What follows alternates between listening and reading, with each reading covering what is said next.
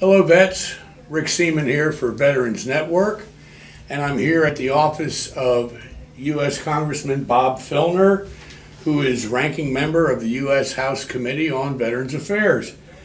Congressman Filner, on behalf of Veterans Network and all of our veteran viewers, I thank you once again for joining us. As always, good to be with you. Okay.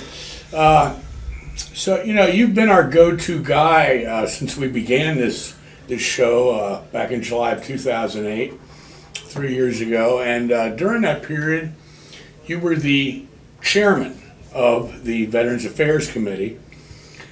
So now, due to the most recent election and the appointment of a new chairman from the other party, you are now remaining on the committee as its ranking member. Have the dynamics changed at all for you as far as, your ongoing mission of making sure our military veterans are being taken care of? Well, my mission hasn't changed, Rick, but my obviously the ability to carry it out has changed. My commitment has not. The work that I do has not. The agenda has not changed. But as a member of the minority party now, we do not set the agenda. We have to respond to the agenda, and we have to do it with half of the staff, for example, that we do it. The majority party gets to double its staff. We have to cut ours in half.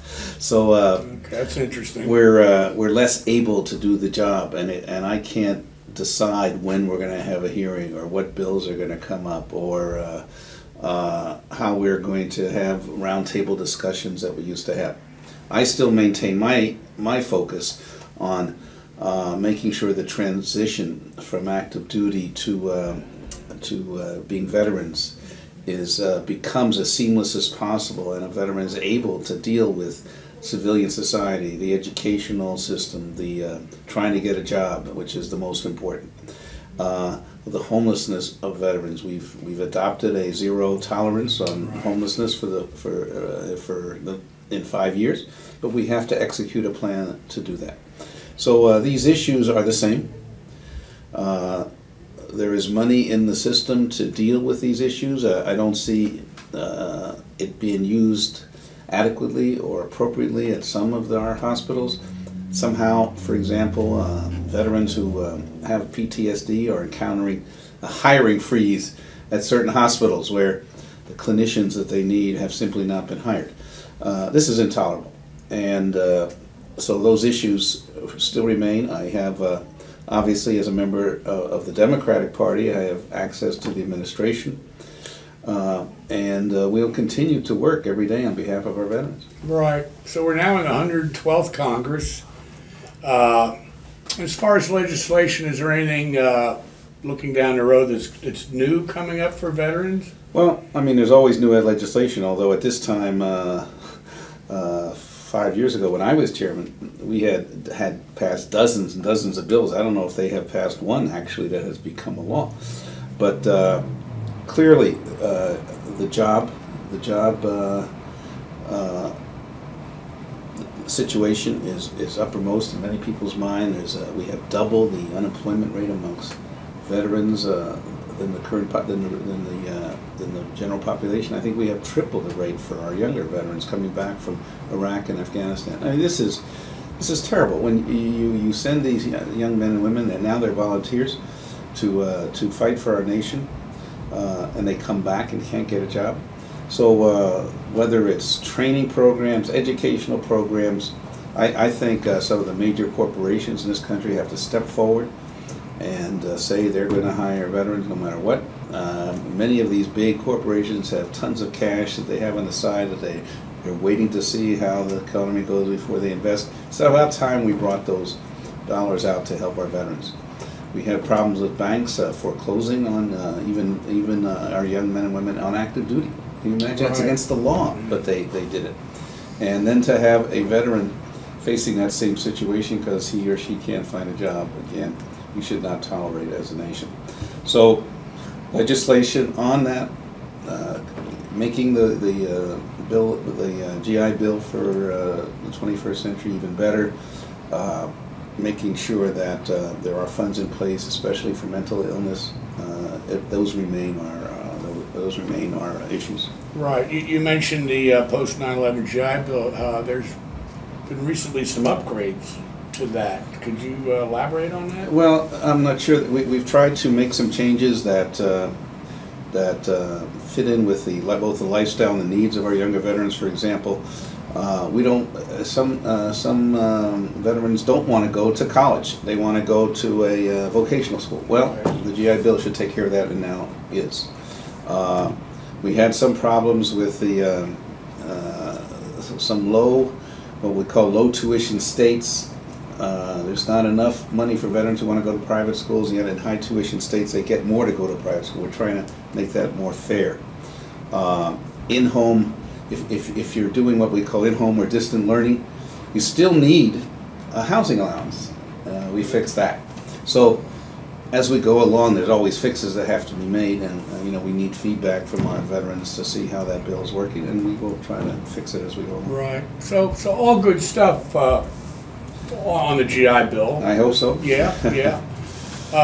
I mean, we have, I don't know, 500,000 veterans already have taken advantage of that, and that's incredible. It is. It is. I mean, it was quite a milestone. You know, I was just thinking, Yeah. we just had a celebration yesterday of the Victory Day or the end of the World War II, and I thought about my own dad coming back, and with the GI Bill that was passed, Right. able to go to school, but more important, he was able to get a house for the first time. Right. Our family could live in the suburbs, Right. made Yeah. us the middle class, and how we're trying to do that for our current veterans Right. also. Yeah. That affected my own father too, and I know exactly what you mean by that.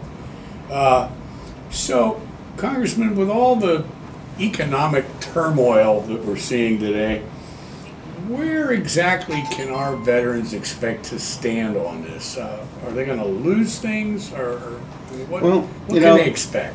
Unfortunately, again, as the statistics show, for whatever reasons, and we can try to understand them, and we better understand them better, our veteran population has a higher unemployment rate, and our young veterans have 2 or 3 times the unemployment rate as the general population.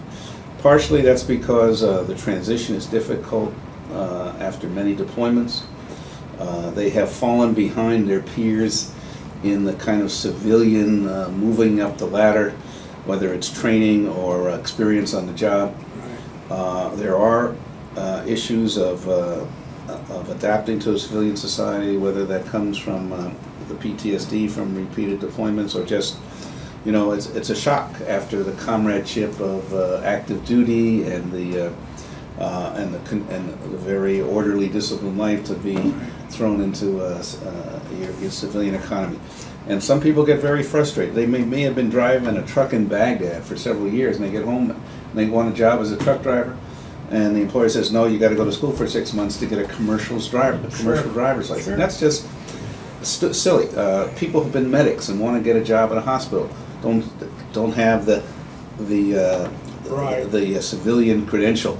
Electronics people who know how to fly and fix the most advanced planes or the most advanced computer systems, they're told they need to have a certificate. So we're trying to figure out a way where the training and the actual experience they've had in the military translates directly into the certification that you need for a job.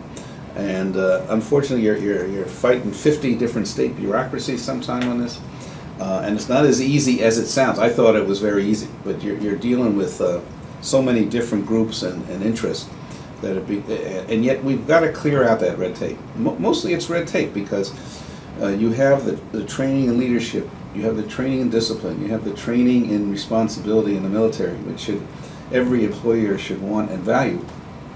And they've had the experience, whether it's in a truck or in electronics or medicine, and yet they're frustrated by bureaucracy to try to meet it. And if you're frustrated by a bureaucracy, and you already you're a little fragile from this transition and PTSD,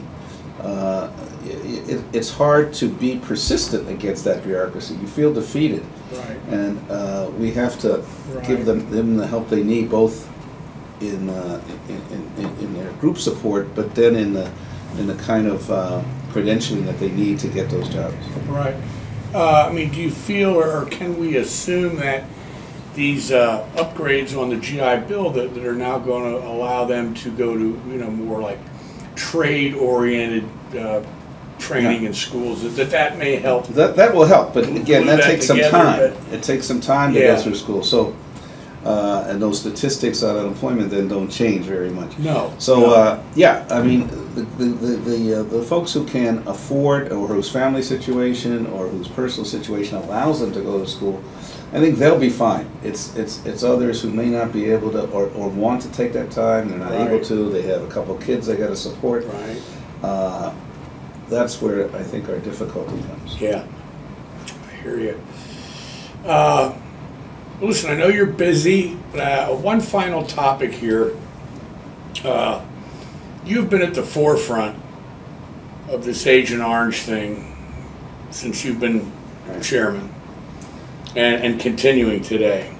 And as we know, the main issue has been basically to extend service connection to veterans who were not necessarily boots on ground, as they refer to it as Blue Water Navy, certain Air Force veterans who served handling Agent Orange in places like Guam. You've had two previous bills. The Senate had a companion bill over the last 3 years, and they've all died. And you're back. Which doesn't surprise me. I expected that. You're back with another one for this Congress, HB or HR 812. Give us the battle sheet. Well, let me just first, review the moral issues here. If you were affected by Agent Orange, this could happen to you whether you were boots were on the ground, you were in the blue waters or blue sky, or as you said, Guam, or even Laos, Thailand. So one, we have to enlarge the so-called the geographical criteria for service connection for Agent Orange, and that's I do in one bill. I want to go further than just say you should be eligible. If you have a claim for Agent Orange that is pending, you have been suffering this and fighting the bureaucracy for 30, 40 years. Yes. It's time, and we say, we had not welcomed our Vietnam vets home, and we say, we want to have a welcome home for our Vietnam vets. The best way to do that is to say, we are going to give you some peace from these Agent Orange claims. We're just going to grant them. Yeah. You've been fighting the bureaucracy for 30 or 40 years. Let's end this suffering and grant the claim. Now, each of those, I think, is a morally sound position and says to our Vietnam vets, it's time to have some peace. And yet, each one faces, in this budget situation, the money question. How can we afford it? I say, how can we not afford it? You're talking, I will say, over a 10-year period, several $billions. Now, when I first say that, it sounds like a lot of money, but relatively, it's almost nothing. For example, our VA budget is $110 billion. A couple billion is a 2% increase in the budget. Even our national budget is $3 trillion. A couple billion is nothing. Even if you look at it from our debt, which is $14 trillion, what does $2 billion have? Right. So, to me, this is an issue of morality and justice. We should spend the money that is needed to give our Vietnam vets some peace. Now, I think we can do this, but it takes the folks who are watching this show, they have to really get involved in the political process. Politicians left to themselves will go where they feel the pressure. And if the vets are waiting for justice to come, just by inertia, it will never come. You have to push it. You go to your local congressman. You get them to sponsor the bills that I have written. But we may have to go further. We may need, Rick, 1,000 veterans or 10,000 veterans to surround the Capitol until this bill is passed. Right. It's going to take that level of commitment. What politician wants to see 10,000 veterans outside the Capitol? I think they fold as soon as they threaten it.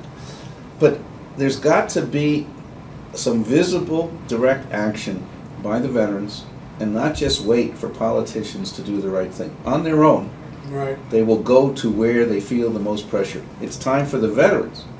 And I'm talking about all veterans. We got to help our Vietnam comrades just as we would want help. Just as when we say we leave no soldier behind.